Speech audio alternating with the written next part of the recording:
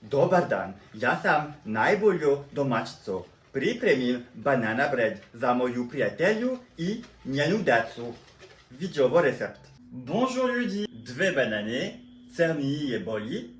Mešaj banane sa dve jajem. Is it filming?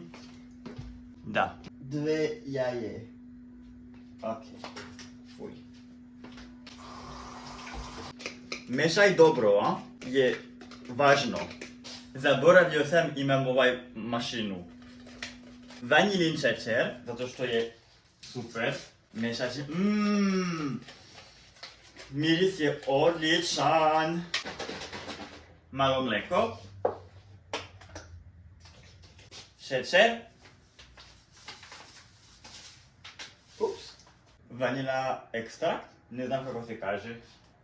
Jedan suvi kvasac pekarski.